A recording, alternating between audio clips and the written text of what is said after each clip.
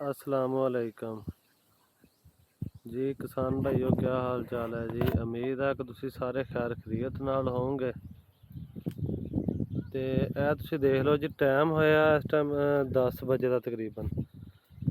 ते गर्मी बहुत शदीद पैन लग पई है। दक्खन चल पिया, हवावां गर्म हवावां।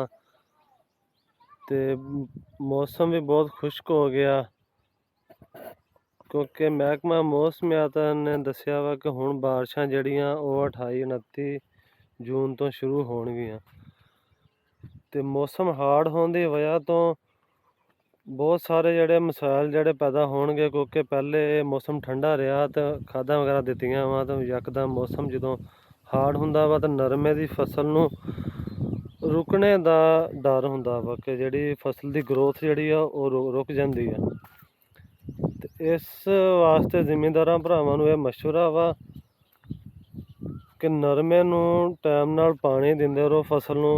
अगर ज़रूरत पेश आवे तो चौथे दिन भी पानी दवो, अगर नहीं तो 8वें दिन तो पानी लाजमी नरमे की फसल नूं दिंदे रहो, ताकि जिहड़ा तुसीं पहले खर्चा किया होया वा वो खर्चा जिहड़ा ज़ाया ना जावे।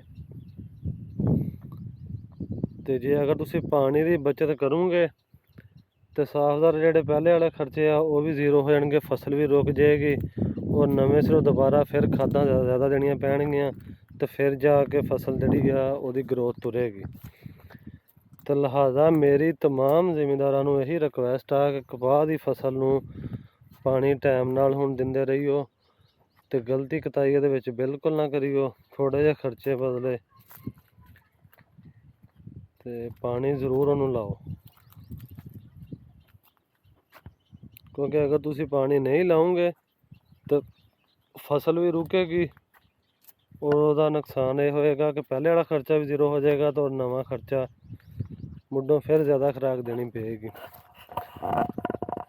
तो ज़्यादा गर्मी में खाद वगैरह की इन्नी कोई ज़रूरत नहीं है, लेकिन पानी की ज़रूरत है। पानी दिंदे रहो, 8वें दिन में तो लाजमी दो।